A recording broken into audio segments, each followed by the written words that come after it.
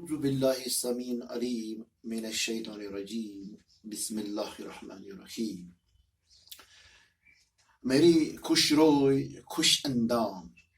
آپ سبھی کو میری طرف سے خیر مقدم اور سلام۔ محبین علم و ادب، آج میں نے آپ کے لیے ایک محبوب منظوم کلام کا انتخاب کیا ہے، تو اس منظوم کلام کو پہلے ہم اس کی قرأت، اس کو گنگنانے کی کوشش کریں گے، بعد ازاں اس کی تشریح کی ترکیب بھی سکھائیں گے۔ تو آئیے سب سے پہلے ہم اپنے موضوع کی طرف جائیں، اور اس آج کے موضوع جو ہم نے منتخب کیا ہے، مضمون اردو ہے، جماعت نوم ہے، اور موضوع غزل ہے، اور اس کا ذیلی موضوع ہے اشعار، ان کی تشریح کی ترکیب۔ تو آج کے غزل جو اب ہم نے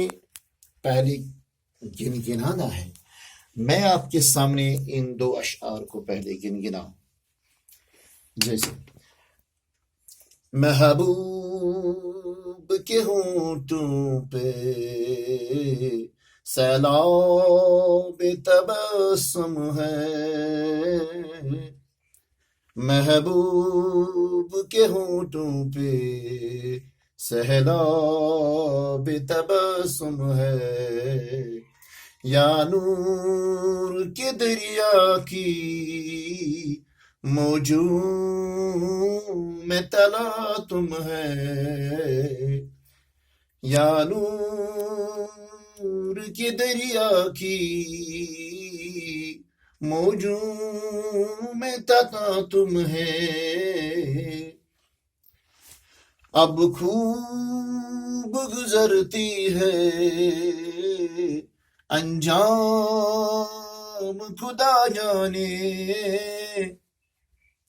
اب خوب گزرتی ہے انجام خدا جانے، ہر سانس میں نغمہ ہے، ہر لئی میں ترنم ہے، ہر سانس میں نغمہ ہے، ہر لئی میں ترنم ہے،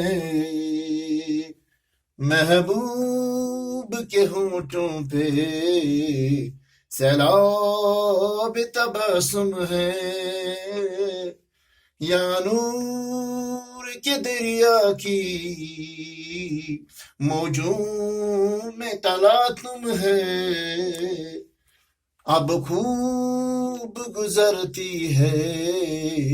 انجام خدا جانے،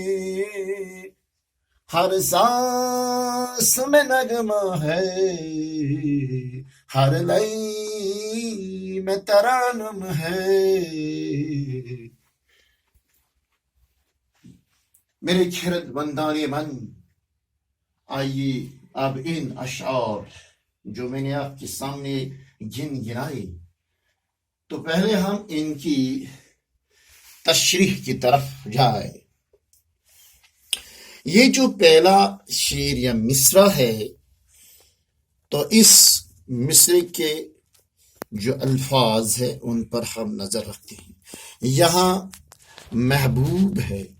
پھر آگے ہونٹ یا ہونٹ، اسی طرح سیلاب پھر تبسم ہے۔ دوسرے مصرع میں نور کے دریا، اور دریا میں جو موجیں ہوتی ہیں ان میں پھر تلا تم، ان الفاظ کو میں نے یہاں آپ کے سامنے پھر دہرایا۔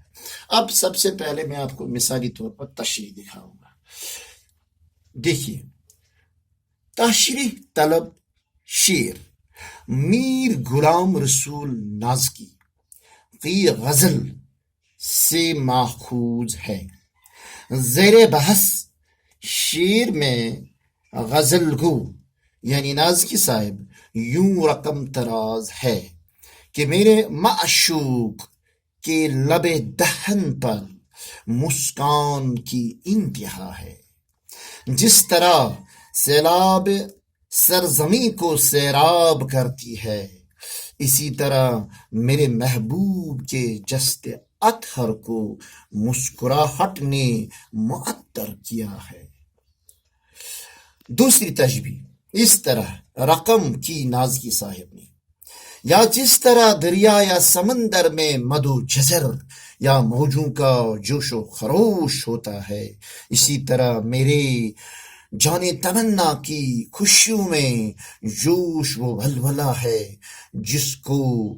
نورانی لہروں سے تشبیہ دی جاتی ہے۔ اس طرح میں نے آپ کے سامنے جو یہ مختصر پہلے دو شعر یا دو مصرے کی تشریح سامنے رکھی ہے، تو اس سے مراد میری یہ ہے، میرے دور حاضر کے درخشاں طلاب، کہ آپ کو ایک مثال پیش کرنے کے علاوہ جن الفاظ میں آپ کو خیال رکھنا ہے، توجہ مرکوز کرنی ہے، جیسا کہ میں نے یہاں آپ کو لکھایا ہے چند الفاظ، جیسے اس تشریح میں یہ جو تشریح طلب، یعنی جس شعر کی ہم نے تشریح کرنی ہے اس کے متعلق جو اوپر ہم نے شعر یہاں درج کیا ہے،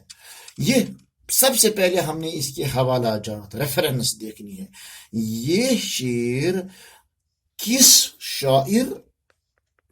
کی غزل سے لیا گیا ہے۔ تو یہاں ہم نے غزل کا انتخاب کیا ہے، یہ میر غلام رسول نازکی صاحب کی غزل ہے۔ تو اس طرح پہلے ہم اپنی اس تشریح میں ریفرنس یعنی حوالہ دیتے ہیں، شاعر اور جو اس کا منظوم کلام، کبھی یہ غزل، کبھی یہ نظم، کبھی یہ قصیدہ، کبھی یہ مرثیہ بھی ہو سکتی ہے۔ تو غزل جو میں نے یہاں ریڈ لائٹ کیا ہے، غزل کی جگہ ہم یہاں نظم، قصیدہ، مرثیہ اور کچھ بھی لکھ سکتے۔ ایسے ہی میر غلام رسول کی جگہ کسی دوسرے شاعر کا بھی نام گنوا سکتے ہیں، جیسے فراق گورکھپوری۔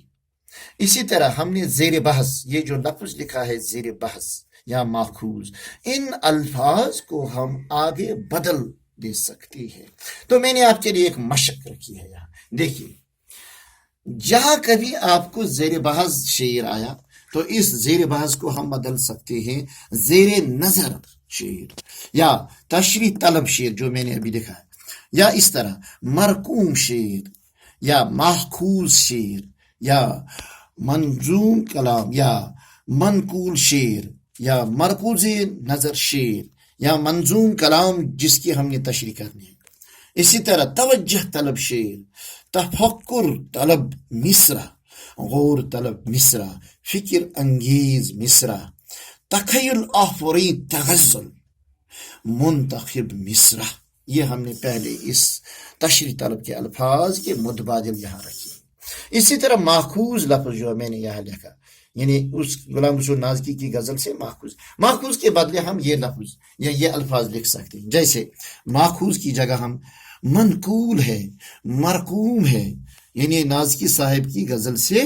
منقول ہے، مرقوم ہے اور مخروج ہے، یا مروج ہے، یا اخراج ہے، یا منقوص ہے، یا مرسوم ہے، یا معکوس ہے، یا محصور ہے، یا معروض ہے۔ تو اس طرح ہم نے یہ دو الفاظ یعنی ابھی آپ کے سامنے تشریح طلب اور اب میں نے یہاں جو زیر بحث شعر غزل گو کی نازکی صاحب یوں رقم تراز ہے، اس رقم تراز کے بدلے ہم یوں لکھ سکتے ہیں، جیسے رقم تراز رتب اللسان، یعنی شاعر رقم تراز ہے، رتب اللسان ہے، متحرک زباں ہے، رتب البیان ہے، مدخواں ہے، معارف البیان ہے، عرض گزار ہے، محو گفتگو ہے، خوش گفتار یوں ہے، اضطراب اظہار یوں کرتا ہے۔ کبھی کسی شعر، کسی نظم یا غزل میں شاعر اپنا اضطراب یعنی اپنی اضطرابی کیفیت کو ظاہر کرتا ہے، تو اس وقت ہم اضطراب اظہار کہتے ہیں یا آہ و فغاں کہتے ہیں۔ اسی طرح کبھی وہ اپنی دعا یا آرزو بیان کرتا. تو ہم یوں کہتے ہیں کہ شاعر آرزو بیان ہے، متمنی ہے، مظہر کلام ہے، کشف اللسان ہے، شگوف آفریں ہے، اور کبھی راز عشق کو افشاں کرنے آ رہا ہے، یا کبھی خیال ظاہر کرتا ہے یا اظہار خیال کرتا ہے. تو اسی طرح پھر آگے ہم یوں بھی کہہ سکتے ہیں شاعر اپنے ضمیر کشائی کرتا ہے، یا اپنے ضمیر کیا، شاعر یہاں ضمیر کشائی کرنے جا رہا ہے یا آ رہا ہے، یا کبھی اشک افغان یا اشک افشاں کر رہا ہے، یا کبھی گل افشانی کر رہا ہے، یا زبر افشانی کر رہا ہے، یا کبھی تکلم تحسین فرماتا ہے، یا زبان آفرید ہوتا ہے، یا رفیق اللسان. یہ جو رقیب اللسان شاعر کی طرف، یعنی شاعر یہاں رقیب اللسان ہے، یا زباں آرا ہے، یا زباں آرائی کر رہا ہے، یا زباں آور ہے، زباں دانی کرنے آ رہا ہے، زباں درازی کرتا ہے، زباں تراشی کرتا ہے، یا کبھی ہم یوں بھی کہہ سکتے ہیں تب آزمائی کر رہا ہے، اپنے قلم کو آورد کر رہا ہے، یا اس کے جو مرکوم قلم شعر ہے، یا طرز تصنع کرنے آ رہا ہے، یا اس کا جو طرز تکلم ہے. تو یہ چند الفاظ جو میں نے آپ کے سامنے رکھے ہیں کہ جو ہم کسی شعر یا چند اشعار کی جب ہم تشریح کرنے جا رہے ہیں تو تشریح کرتے وقت ہمیں ان الفاظ کو اپنے ذہن میں رکھنا ہے. تو اس طرح ہم کسی بھی شعر کو آسانی سے تشریح کر سکتے ہیں، چونکہ یہ الفاظ جو میں نے آپ کے سامنے رکھے ہیں ہر فہمیدہ طالب علم یا جو فکر فہم رکھنے کے مالک متعلمین ہیں انہیں ہمیشہ اپنے حفظ میں رکھنا ہے، چونکہ آپ سبھی ہے وارثین فراست کے، جو آپ کو علم و ادب کے میدان میں وراثت ملی ہے، اس وراثت کی فراست کے وارثین آپ ہی ہے. لہذا آپ کو یہ وراثت علم و ادب کی، یہ الفاظ کی ہمیشہ مرکوز نظر رکھنی ہے تاکہ آپ کسی بھی شعر کو پھر تشریح کر سکتے ہیں. تو اس طرح میں نے آپ کے سامنے یہ جو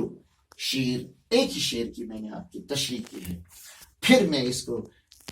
دوسرا شعر جو آپ کے سامنے رکھا ہے، یعنی اب خوب گزرتی ہے انجام خدا جانے، ہر سانس میں نغمہ ہے، ہر لے میں ترنم ہے، تو یہ آپ کے لیے میں نے آج کی مشق کے طور پر دے دیا ہے. تو اس طرح آپ انشاءاللہ اس شعر کو اب خود تشریح کریں گے. تو جب تک کے لیے خدا حافظ، شکریہ.